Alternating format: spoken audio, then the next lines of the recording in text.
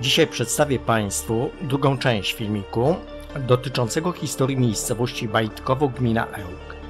Pierwsza część, z tego co widzę, spotkała się z wielkim zainteresowaniem, gdyż jest dużo łapek do góry, a miejscowość Bajtkowo jest małą wsią liczącą przeszło 60 osób. Nikt Państwu nie przedstawi informacji historycznych.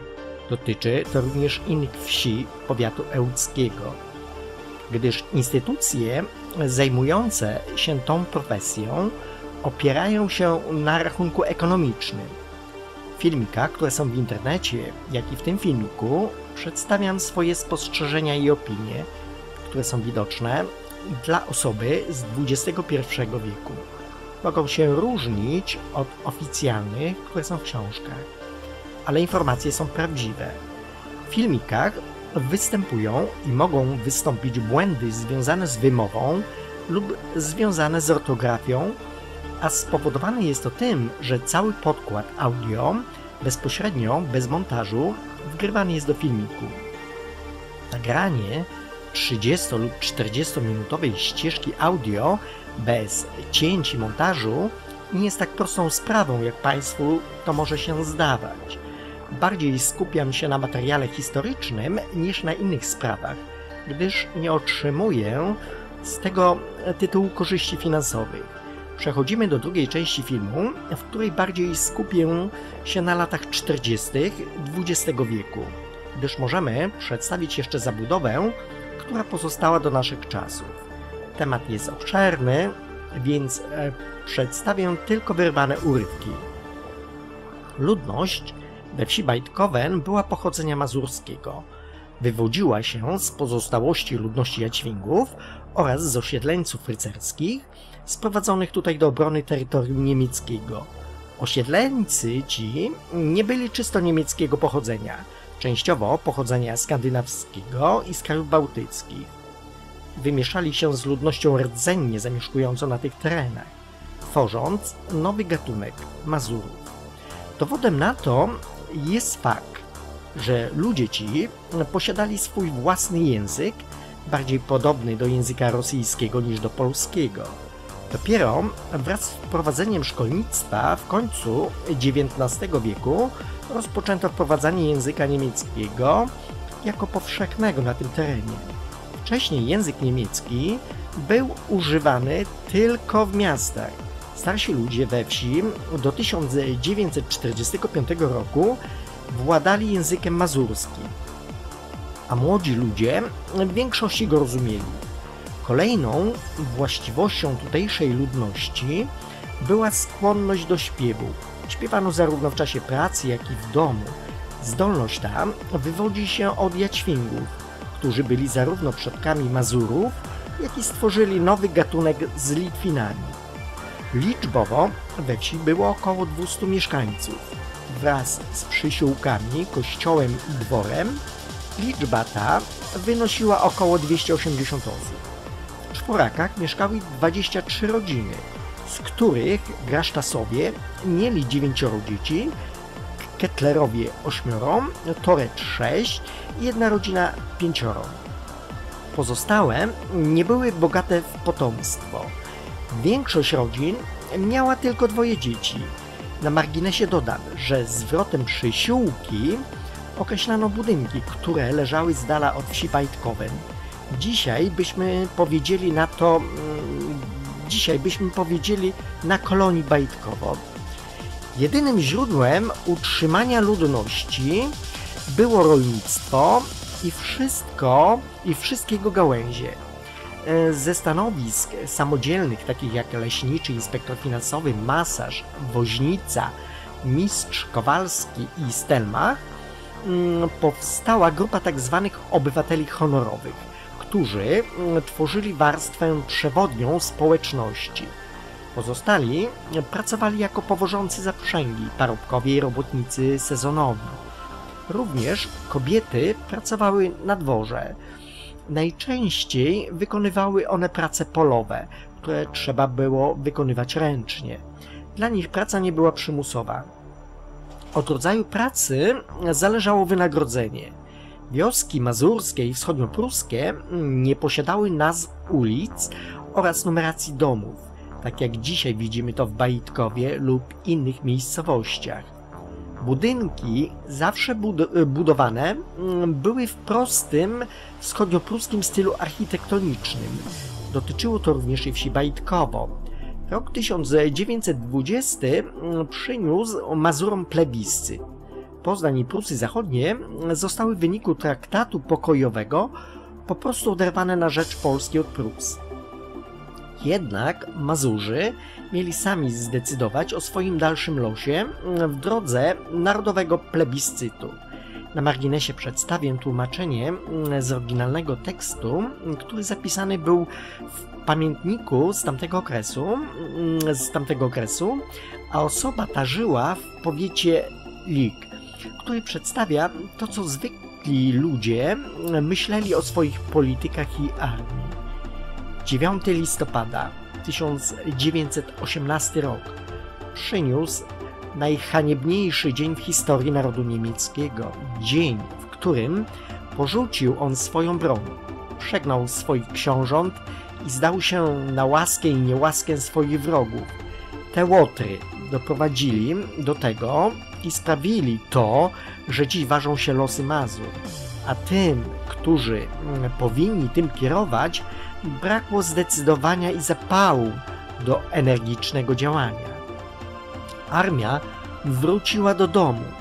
Większość regimentów, które wróciły z frontu, zostali przyjęci przez czerwonych braci i urabiani. Dotyczy to Bajtkowa i innych miejscowości. Przytoczę wydarzenie bez podania nazwiska. Więc przybył on z czerwoną opaską Rady Żołnierzy krótko przed Bożym Narodzeniem do Bajtkowen. Przez pół roku były tutaj włoskie oddziały okupacyjne do ochrony ludności, ale jak wyżej wspomniałem, prawdziwy nadzór na tych terenach powiatu ełckiego należał do Rady Żołnierzy. Byli to czerwonoarmiści. Przedstawię może jeden przykład z Bajtkowen. W lutym 1919 roku Rada Żołnierzy przeprowadziła tutaj przeszukania domów. Artykułów spożywczych wtedy ledwie wystarczało, ponieważ towarzysze chcieli jednak wiedzieć, czy tutaj na wsi nie zostało bezprawnie zgromadzonych za dużo zapasów. Przyjechali samochodem, wszystko przeszukali w gospodarstwie, wewnątrz i na zewnątrz, jednak potem, kiedy bardzo mało znaleźli, oświadczyli: spiżarnia na wsi powinna się jednak inaczej prezentować.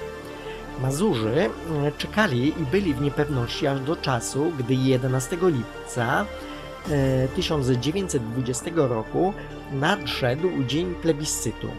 Zewsząd przybywali pośpiesznie urodzeni na Mazurach, aby również oddać swój głos na Niemcy. Patrząc na to oczami obserwatora z XXI wieku, wyglądało to tak. Podam przykład. Urodziłem się w Stanach Zjednoczonych, ale moi rodzice przenieśli się do Polski. Podczas plebiscytu w Stanach Zjednoczonych przypomniano o mnie, opłacono mój przelot w dwie strony, wyżywienie, zakwaterowanie, a gdy wracałem, zapłacono mi za te dni, które spędziłem w Stanach Zjednoczonych. Tak w skrócie to wyglądało. Dzisiaj chyba by to nie przeszło. W okręgu Lik, a może ełckim, na marginesie dodam, że czytając oryginalne teksty dochodzę do wniosku, że plebiscyt czy obrona i ewakuacja ludności Mazur w styczniu 1945 roku to wielka ściema i oszustwo względem tych prostych ludzi. Zacytuję jeszcze raz słowa tej prostej kobiety z miejscowości powiatu Lik, która w proroczy sposób określiła to, co zrobiono z Mazurami. Najhaniebniejszy dzień te łotry doprowadzili do tego i sprawili to, że dziś ważą się losy Mazur.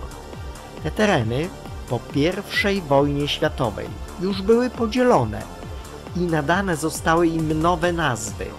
Dlatego w filmiku testowym o Ełku zadałem pytanie, Kto był pomysłodawcą nazwy miasta Ełk?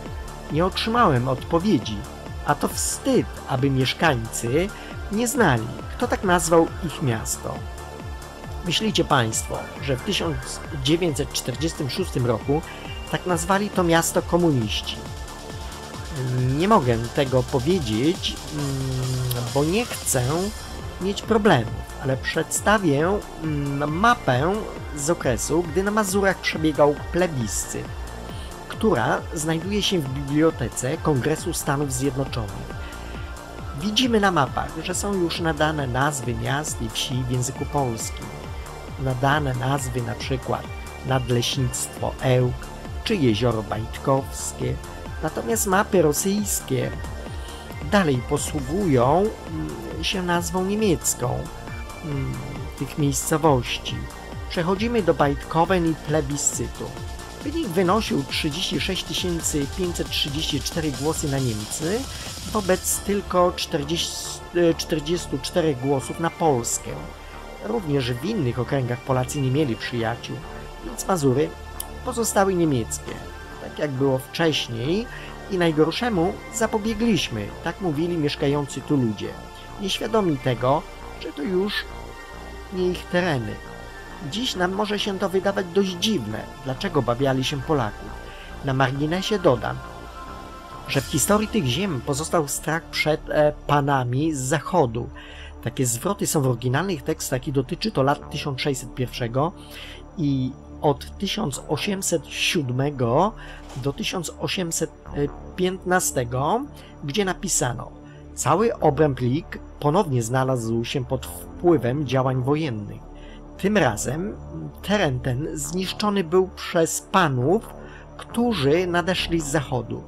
To, co wspomniałem w filmiku o Ełku, że brak zabudowy, cmentarzy, pojawienie się jeziora od strony wieży ciśnień, leje po wybuchach, dziwne promieniowanie gamma, cmentarze pokryte szarą gliną, to dotyczy tego okresu i tych wydarzeń, które są wymazane z historii. Tego nie przeczytacie w książkach lub w internecie. Rok bez lata, gdzie latem padał śnieg. W internecie przeczytacie, że na drugiej półkuli wybuchł wulkan, a prawda była inna. Ktoś może powiedzieć, jak to możliwe, że nas oszukano. Jeżeli Państwo jesteście wierzący, to powinniście znać odpowiedź. Może przytoczę to z Biblii. Tysiąclecia, Ewangelia Łukasza, rozdział 4, werset od 5 do 6. Wówczas wyprowadził go w górę. Pokazał mu w jednej chwili wszystkie królestwa świata i rzekł diabeł do niego: Tobie dam potęgę i wspaniałość tego wszystkiego, bo mnie są poddane i mogę odstąpić, komu chcę. A więc wszystkie państwa, rządy, religie i wszystko to, co jest na ziemi, należy do diabła. Jeżeli byśmy to odrzucili, to by świadczyło, że ta księga kłamie. Jezus powiedział w Ewangelii Jana takie słowa o tym Bogu tego świata. Od początku był on zabójcą i wprawdzie nie wytrwał, bo prawdy w nim nie ma. Kiedy mówi kłamstwo, to od siebie mówi, bo jest kłamcą i ojcem kłamstwa. Macie Państwo odpowiedź na to, że zostaliście oszukani, że ludzie się zabijają i nie znacie, co to jest prawda, aby być zbawionym i wyrwać się z tego niewolnictwa. Przechodzimy do Bajtkowen, gdyż całkowicie odeszliśmy od tematu. Do 1921 roku była ona majątkiem dworskim, następnie przekształcona w gminę. Osady, które powstały w 1919 i 1931 roku, należały częściowo do innych gmin. Należy nadmienić, że tereny na te osady zostały oderwane od majątku Bajtkowen. Ci ludzie nie dostali tej ziemi za darmo. Zaciągane były kredyty w bankach i kasach pożyczkowych na okres 20 lat. Niektórzy spłacili przed ewakuacją ze wsi Bajtkowo w 1945 roku i tyle się nacieszyli z tej swojej własności, że w pocie czoła musieli pracować, aby spłacać raty.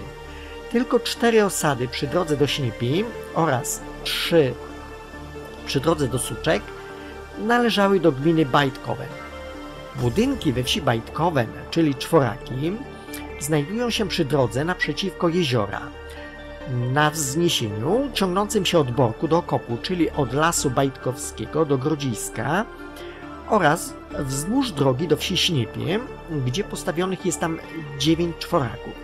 Na marginesie dodam, że posługuję się oryginalnymi nazwami i tam, gdzie w jednym budynku były 2 rodziny, to mówiono, że są tam 2 czworaki.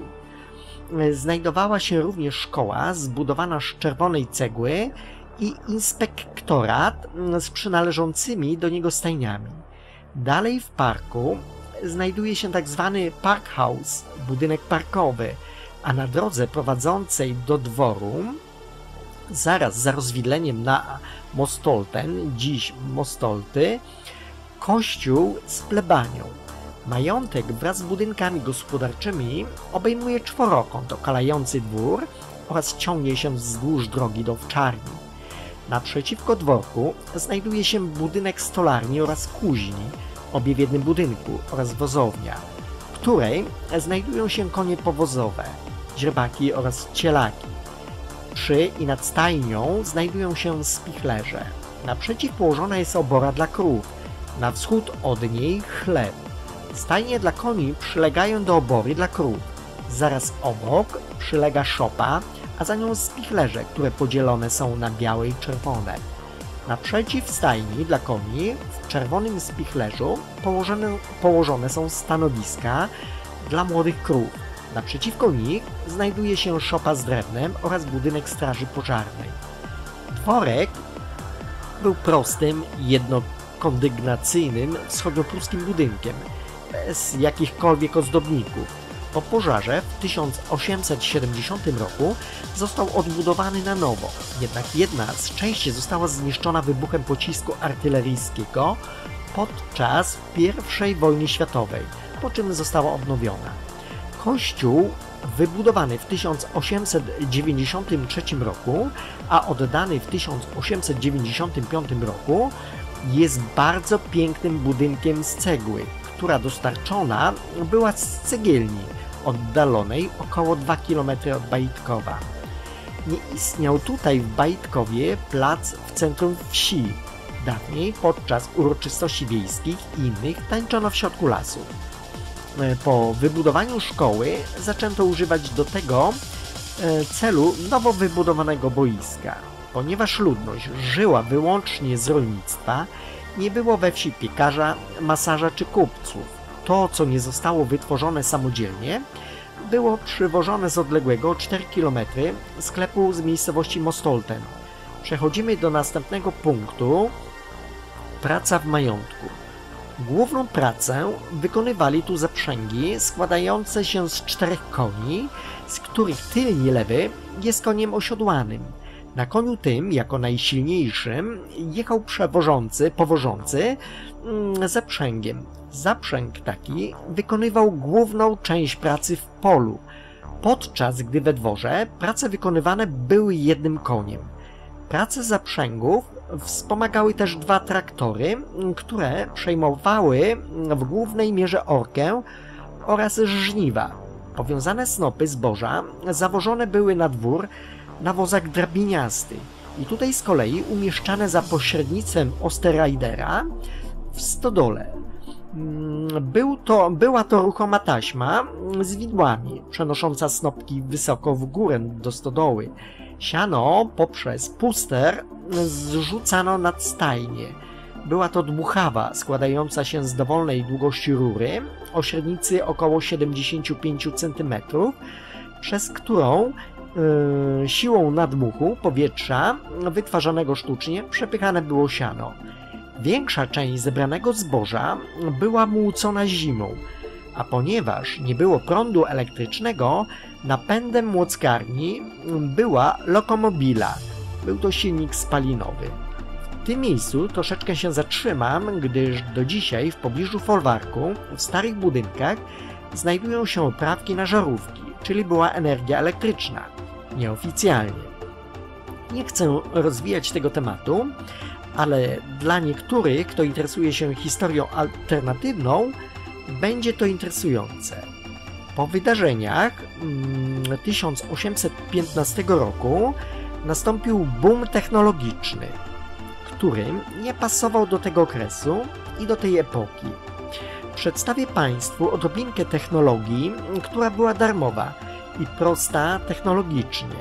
W późniejszym czasie zakazano jej rozpowszechniania, gdyż nic nie może być za darmo. Ta technologia istniała tylko dla pewnych elit, a nie dla zwykłych ludzi. Energia elektryczna była za darmo. Wykorzystywano ją z atmosfery, czyli próżni. Wytwarzano ją również i w Bajtkowie. Do tego celu na dachu dworu była wieżyczka, a naprzeciwko stajni, na dachu, do dziś stoi metalowy pręt. Po tych wydarzeniach, o których wspomniałem wcześniej, tramwaje w dużych miastach jeździły bez zasilania przewodowego. Trwało to do 1880 roku. Samochody elektryczne mogły przejechać bez ładowania 1600 km, a taki szał jak dziś hulajnogi znane były już przeszło wiek temu. Czy wyobrażacie Państwo, aby dziś chodniki dla pieszych na odcinku 3,5 km były ruchome i darmowe? Chyba dziś to jest niewykonalne. Znana była zimna fuzja jądrowa z wody, co spowodowało, że był tak zwany rok bez lata, gdzie latem padał śnieg, a miasto Lik przestało istnieć. Możecie Państwo znaleźć w internecie, że co jakiś czas ktoś tę technologię chce ogłosić ludzkości, ale zostaje ośmieszony i przeważnie ginie w niewyjaśnionych okolicznościach. Proszę spojrzeć na cegły w bajtkowskim kościele i kościołach w okolicy Bajtkowa. Czy dziś można wykonać tak dziwne cegły, aby pasowały do siebie i tworzyły tak piękną konstrukcję? Były produkowane w odległości 2 km od tego kościoła, z minerałów, które były koło cegielni. Podam Państwu, że ta cegielnia powstała przez sektę Arian z pobliskiego Kosinowa i Rakowa Małego.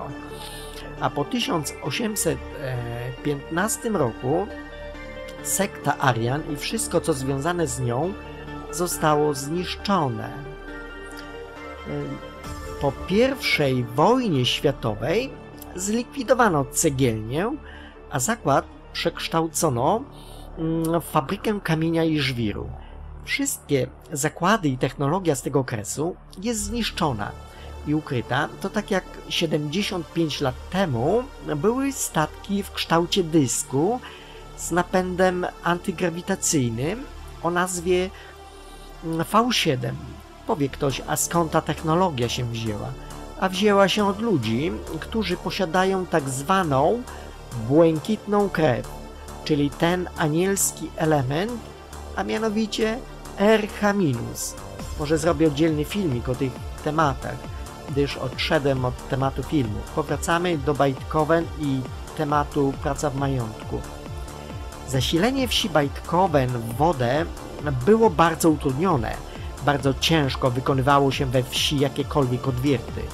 Dwór był zasilany wodą z jeziora, podobnie zresztą jak i stajnie, za pomocą rozwerka. Był to kierat, który napędzany jest siłą konia, kręcącego się stale w koło. Wspomnę, że na terenie majątku znajdują się zbiorniki wody pitnej oraz zbiornik na deszczówkę. Nie będę przedstawiał miejsc tych zbiorników, gdyż leżą na prywatnych działkach, a odkopanie włazów i sprawdzenie, w którym kierunku one biegną, jest niewykonalne ze względu na istniejące dziś prawo. Należałoby uzyskać zgodę konserwatora zabytków i właścicieli nieruchomości, a następnie opłacić opłaty skarbowe. Pominę opisy, gdzie i co było uprawiane, gdyż materiał jest bardzo olbrzymi i rozległy. Jeśli chodzi o uprawy, to na pierwszym miejscu znajdowało się żyto. w ilości od 20 do 30% zasiewów. Następnie był owiec od 7 do 14%, ziemniaki od 6 do 12% oraz jęczmień od 3 do 8%. Wcześniej na dużą skalę hodowano pszenicę. Jednak w XIX wieku zaprzestano uprawy pszenicy, ponieważ gleba była mocno zubożała. Ze względu na gospodarkę pastewną hodowla krów mlecznych wysuwała się na pierwszy plan. Hodowane były czarno-białe krowy rasy holenderskiej. Pod koniec 1944 roku w stadzie było 80 krów mlecznych, 2 byki rozpłodowe, 4 młode byczki, 18 krów cielnych, 25 dwuletnich, 30 jednorocznych krów i 20 cieląt. Ponieważ konie wykonywały większą część pracy w majątku, na ich hodowlę kładziono szczególny nacisk. Jako koń roboczy wykorzystywany był zimnokrwisty koń wschodniopruski, średniej budowy koń, krzyżówka zimnego ogiera i gorącej klaczy półkrwi, określany przez ludność jako Halbschlag. Pod koniec 1944 roku stan koni wynosił 12 sztuk 13- i 14-latków i 4 ponad 14-letnich koni roboczych, 8 zimno- i 9 gorącokrwistych klaczy rozpłodowych. Poza tym było jeszcze 6 3-latków, 9 dwulatków i 12 jednorocznych źrebiąt. Szczególną uwagę poświęcono odnowieniu hodowli owiec. Przed 1870 rokiem było ponad 1000 owiec, które przebywały w Czernien, dziś Ciernie. W latach 30. starano się przywrócić do życia tę hodowlę, dlatego też zaczęto hodować rasę czarnonosą, odznaczającą się dużą odpornością na zimno i wilgoć, chociaż ich wełna była średniej długości. Próbowano tworzyć krzyżówki posiadające dłuższą wełnę. Pod koniec 1944 roku w stadzie było 100 owiec rozpłodowych, 40 jagniąt, 2 barany i 2 owce mleczne. Elementem, którego nie sposób pominąć, była również hodowla świń. Ze względu na odległość od rynku sprzedaży, karma trzody chlewnej składała się głównie z nadwyżek ziemniaków i zbóż. Ziemniaki przeznaczone na karmę były składowane w specjalnym silosie. Pod koniec 1944 roku, mimo braku paszy, w majątku hodowanych było 222 świnie, z czego 21 loch, 70 tuczników, 80 warchlaków, 40 prosiąt i 2 knury. Pominę temat hodowli pszczół, gdyż tym zajmował się nauczyciel i pastor, jak również hodowlą ptactwa domowego czy uprawą w ogrodach. Gospodarka leśna była bardzo znacząca, ponieważ lasu było prawie tyle samo, co i powierzchni terenów uprawnych. Dzięki temu stanowiło to główne źródło utrzymania majątku. Ze względu na częściowo mało żyzną glebę, jakość drewna nie wszędzie była najlepsza. Drewno to było ścinane na opał. Duża część jednak, zwłaszcza ta rosnąca w Borku, czyli w Lesie Bajkowskim, była sprzedawana jako drewno budowlane. Drewno brzozowe było wykorzystywane przy produkcji zabawek drewnianych. Do 1939 roku drewno było obrabiane we własnym tartaku, który jednak ze względu na niedostatek części zamiennych musiał zostać zamknięty.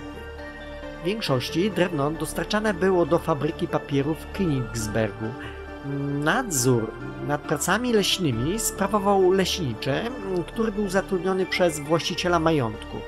Rybołówstwo, mimo dużej powierzchni jeziora, ponad 10 hektary, nie odgrywało znaczącej roli, mimo że jezioro było licznie zarybiane. Przyczyną, dla której mimo bogactwa w ryby nie łowiono, było to, iż dno jeziora jest pofalowane i nierówne jak ląd. Z tego względu sieci nie mogły być zanurzane na taką głębokość, na jakiej znajdowały się ryby. W Wielkim Jeziorze Bajtkowskim poławiane były węgorze i sandacze. Poza tym również liny, szczupaki i okonie. W Małym Jeziorze większość stanowiły sandacze, które w Wielkim nie były tak liczne.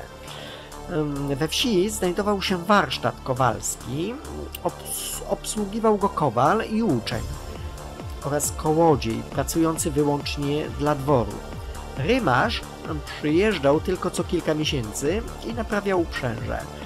Nie będę przedstawiał, gdzie i na co były sprzedawane produkty majątku, gdyż filmik jest już za długi i zaczyna mi się to wszystko plątać. Przechodzimy do trzeciego tematu, a mianowicie ewakuacja w styczniu 1945 roku. Przeczytam Państwu urywek opisu tej ewakuacji z książki, która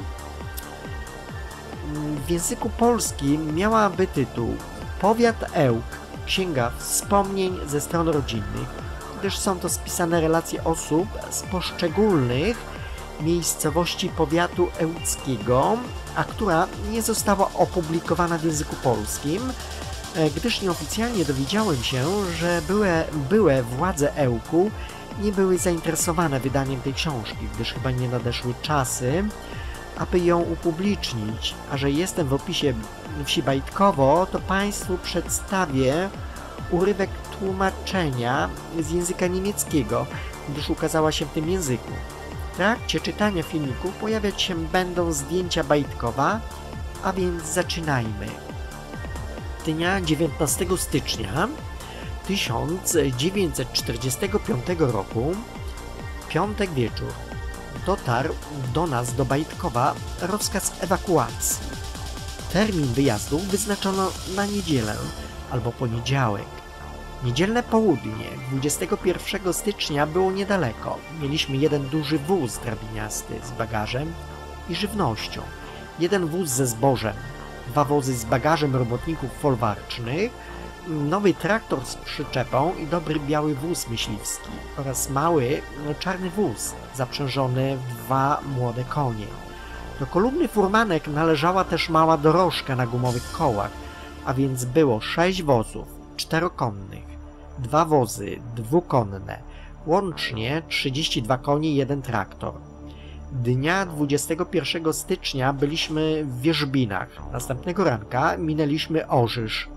Tu udało się pani von Kanewurf pojechać mniej zatłoczoną drogą na Giżycko i wieczorem osiągnąć wieś Miłki. Tutaj Wehrmacht skonfiskował traktor i kilka koni. Pewien kapitan powiedział przy tym, że za 3 godziny będą tu Rosjanie. Wy już i tak nie pojedziecie dalej. Objechaliśmy Giżycko dookoła, gdyż drogi były całkowicie zapchane.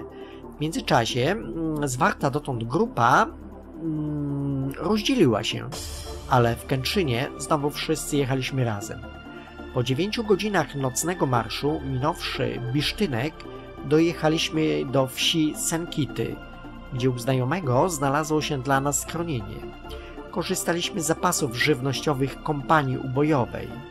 Z leżących w pobliżu Senkit wojskowych składów zaopatrzeniowych dostaliśmy także odzież. Po 3 dniach pobytu ruszamy dalej, gdyż Rosjanie byli tuż. Na szosie Lidzbark-Pieniężno naszą kolumnę zaatakowało rosyjskie lotnictwo. Było 9 rannych i 5 martwych koni. Jedno dziecko 4-letnie zmarło wkrótce z odniesionych ran. Pozostałych odstawiliśmy do punktu medycznego, za wyjątkiem lekko rannych. Front był stąd niedaleko. Kupione w Miłkach sanie sprawowały się bardzo dobrze.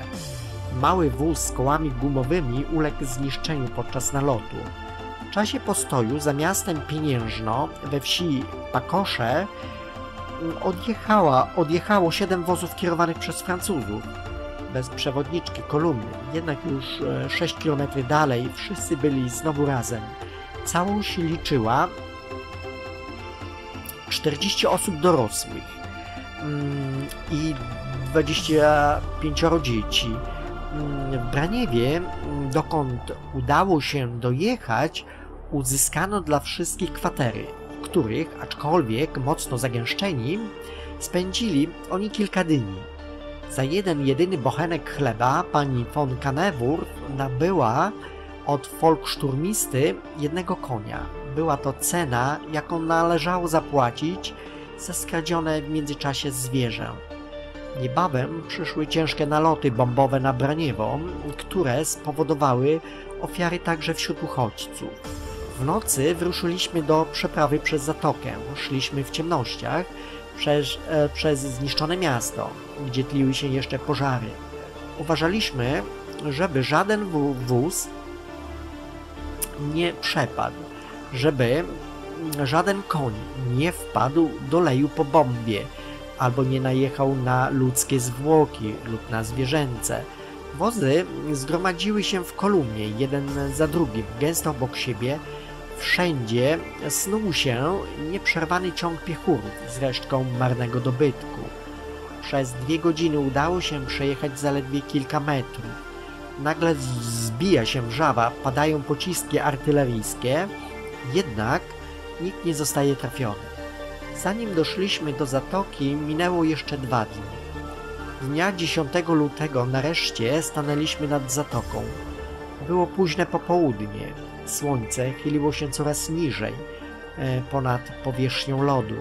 Fantastyczne, piękne niebo wieczorne, rozświetlone wszystkimi kolorami tęczy, od płomiennej czerwieni do delikatnej zieleni. Lód skrzył się i odbijał kolorowe tony, a na południu inne, barwne, lecz o wiele groźniejsze zjawisko – ostrzał Fromborka. Wozy mogły jechać wyłącznie w 3 rzędach w odległości 10 metrów od siebie. Stali policjanci, którzy odliczali i segregowali odpowiednio pojazdy. Często słychać było rozpaczliwe okrzyki: przecież w drugim wozie są moje dzieci. Policjanci nie słuchali. Nieruchomo i szablonowo odliczali dalej. Nasza kolumna nie została rozczłonkowana. Lód miał wiele dużych dziur i szczelin. Przerzucano przez nie lekkie kołyszące się na wodzie mosty. Tu i tam widać było ślady krwi.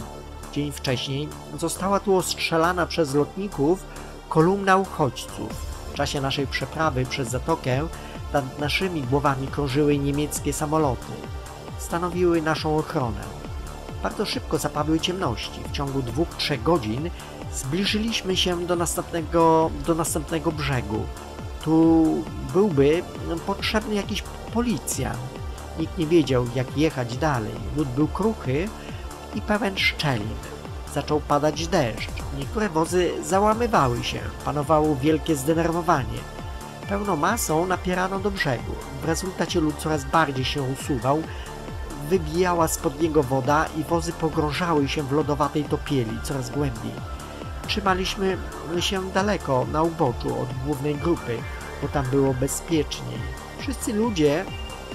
Wszyscy ludzie wysiedli z wozów. Było zupełnie ciemno. Szukano drogi do brzegu. Tylko woźnice pozostali na lodzie. Wybadano wreszcie jedną drogę dla wozu. Wróciłam z jednym Francuzem, dzierżąc w ręku latarnię. Pomimo ogólnej paniki wozy stały w miejscu. Nakazano jechać ostrożnie. Świecimy latarnią na przodzie. Pozostałe wozy jadą za nami. Mimo to jednak jeden wóz omal nie zsunął się w szczelinę w lodzie, ale że był stosunkowo lekki, udało się go naprowadzić na drogę. W tym samym miejscu umieszczono bryłę lodu, tak że szczelina stała się niewidoczna dla jadących z tyłu. Szerokim łukiem dotarliśmy wreszcie do brzegu. Ostatnie nocne godziny były przenikliwie zimne i wilgotne. Byłam zupełnie przemoknięta. Na ostatnim wozie woda wlewała mi się przez cholewy do butów. Nasza podróż skończyła się 6 maja 1945 roku w Hohenholz w Holsztynie. Nasi Francuzi, którzy nam wiernie towarzyszyli, zostali ulokowani w obozach, a potem stopniowo odtransportowywani samolotami do Francji. W filmikach nie poruszałem tematów związanych z ludnością cywilną, ich problemami czy wydarzeniami. Są to prywatne sprawy tych ludzi. Nie przedstawiłem tematu zdeponowanego złota w ilości około 2 ton przez oddział francuski. Złoto to przewozili aż z Rosji. Było tego dużo więcej, ale za tym konwojem ciągnęła się tylko śmierć. To tak, jakby ono było napromieniowane. Reszta złota została prawdopodobnie zdeponowana w Ełku. Na marginesie dodam, że oddział generała Samsonowa, który był w Baitkowen, poszukiwał właśnie skarbów. Również opróżnił skrytki bankowe w mieście Lik, gdzie znajdowało się bardzo dużo złota i srebra.